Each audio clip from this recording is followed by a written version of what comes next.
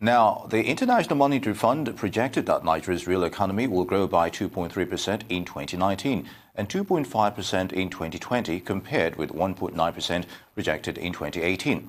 Also, Nigeria's inflation rate is expected to rise by 11.7% next year, from 11.3% projected in 2019, while the country's current account balance will contract by 0.2% in 2019 from 1.3% in 2018.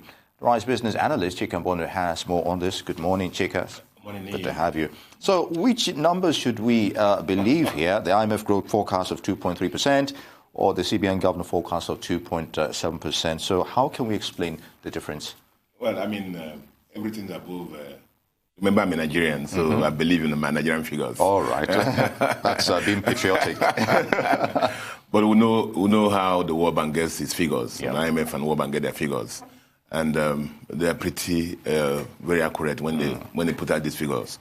And also very professional to adjust them as they go along. I guess the CBN has its basis also for arriving its own projections. They have to be very optimistic about the economy. But the World Bank has given, IMF, World Bank have given their reasons, explanations for why the growth should be lackluster as it is. The rate have been projected about volatile oil earnings, most importantly, and the need to diversify our non-oil revenue base, which they raise in their report. So the important thing is that the figures, whether it's the CBN or the World Bank, is still struggling and far below our population growth. So let's just leave it at that. Very good. Now, what is driving the lackluster growth outlook for Africa and Nigeria in particular? What do you make of it? The report talked about Sub-Saharan Africa, and talked about the fact that in Sub-Saharan Africa the growth rate is going to be about 3.26 in 2019, and then marginally increase to 2020 to 3.6. Now, the major issues are these. The three largest economies in Sub-Saharan Africa are Nigeria, South Africa, and Angola. And all the three are struggling. Nigeria, I already mentioned, struggling at bare growth of above 2. Indeed, Angola, because of reduction in the oil production, is actually going to have a fall this year, and before they recover next year. Indeed. South Africa is just going to have a marginal growth of 0.7 this year, 2019, and 1.1 in 2020. All right. So those are the largest economies in Sub-Saharan Africa, and those have pulled down the average for Sub-Saharan Africa. Because indeed, some other countries, about 20 Sub-Saharan African countries, that contribute to about 45% of the population, about 34% of the GDP of Sub-Saharan Africa, have actually have growth more than 5%. So you can imagine the impact. The slow growth in these three countries have pulled down the overall average of the bigger growth of the other countries, and to get it to the level of 3.2 for 2019, and then 3.6 for 2020. Yeah, very good. Let's talk about inflation ticking up again. That's the CBN is unlikely to ease rates at this. So what can be done to improve growth and unemployment, do you think? Now, what are the issues we have here? The IMF raised it already. That Nigeria has one of the lowest revenue per GDP ratios. I think we're struggling at about 7%. Large economy. We are known. Let me just throw out some figures for you there.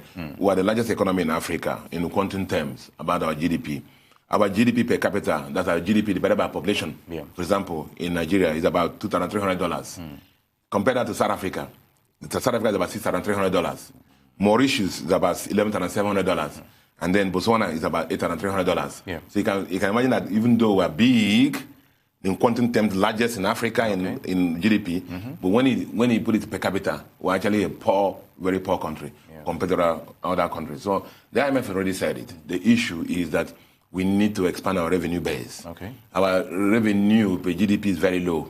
And as I said, everything you mentioned yesterday is a monolithic economy.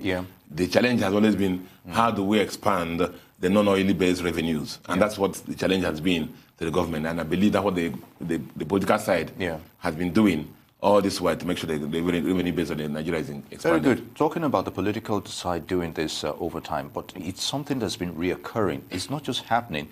So what are we doing? What have we been doing wrong to get this on the right path? Let me tell you how it works. All right. the cause is that thing that we found in 1956 in Olobere, which is oil. Now, when oil price is struggling downwards, what do? We start looking at diversification of the economy, and we start doing saying all those right things. Then suddenly the oil price start inching up. All those documents that have the diversification and the passion for it disappear. Then, so that has been the cycle. Do you remember that there were times oil price got to $120 per barrel? True. There was no incentive for any person in political space to go and start chasing all those other revenues. And that has been the issue in Nigeria. So we relaxed to a large extent. So we require the strong political will that even though it is not pleasant, we need to do things to diversify our revenue base. Very good. And that's where the country can only grow. Still talking about diversification. Now, despite the IMF's poor growth outlook on Africa, some states have actually expanded their economies looking inwards. Now, recent discovery of oil also aided that. We're talking about Ghana, we're talking about Kenya, and these are economies where tourism also played a large part in their economy. So, to a large extent, why aren't we taking a cue from that recent development? You know that we've talked about in this program. What are the impediments to tourism? What are the things that encourage tourism also? And there are a plethora of them if you look around. And if you put a score for Nigeria and all those things, we don't score very well in them. I do remember that I told you that I was somewhere in London. Someone said, "Where are you coming from to Nigeria?" He says, no, that's not like a tourist destination because of the issues. There are a lot of things that tourists consider. The countries that focus on tourism, there are a lot of things they do to make sure that tourists come to their country every year. And we're not being very diligent in doing those things. Indeed. So what are the repercussions? We talked about CBN having its own forecast and the IMF on one side as well. So what are the repercussions of not adhering to IMF's suggestions?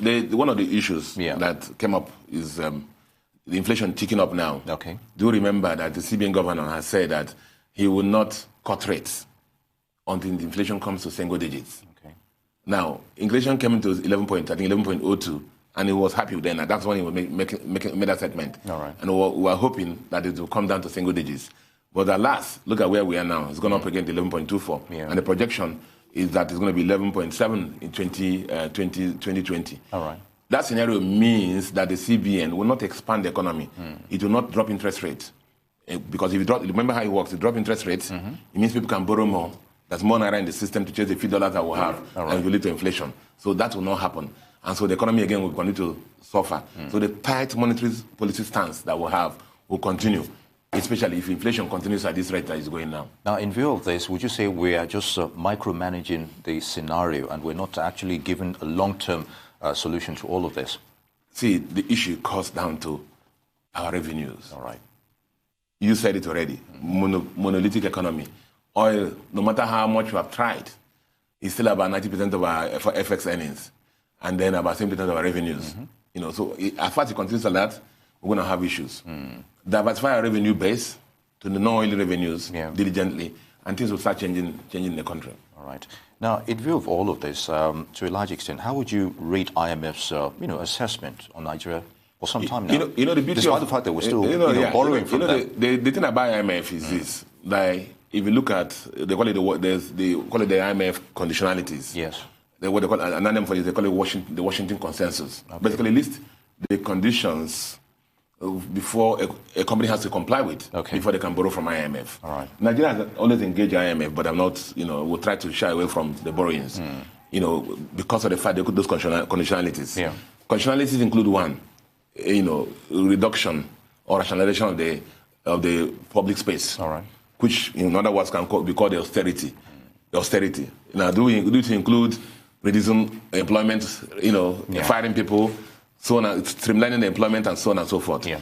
The other conditions include the fact that, one, we have to balance our budget and reduce deficit budgeting, which Nigeria is doing. All right. We are doing deficit budgeting here. We also talked about, privatization of the public sector. Yeah. We stopped. And those who have even privatized are not doing very well. Okay. So there are conditions there that listed by IMF to enable you get their fund. All right. And for every economy that goes through those conditions, they are very good for every economy if you can actually do them. But the problem is that people are used to subsidies. IMF says you have to remove subsidy. Okay. And that's very hard to make. So each time IMF policies are implemented, it causes uproar in the country. Look at Ecuador. They have a succession of strikes. And it was just, I think, yesterday that the government gave up and said that, okay, we'll withdraw, we'll cancel the withdrawal of subsidies. So that's what happened, because people are used to a particular lifestyle. So when the IMF wants to come into your country, your lifestyle must change, and that's the problem. And because it causes disaffection in the larger community, and there's strikes and stuff like that. People are used to buying for cheap, and IMF is saying you have to make it more expensive. Indeed. People are used to taking electricity cheap and such, but they're all for the overall good of the economy in the long term. So the fail of IMF is the beginning of wisdom. Chika Mbonu, I'd like to thank you very much for your thoughts on those issues. Good to have you. Thank you.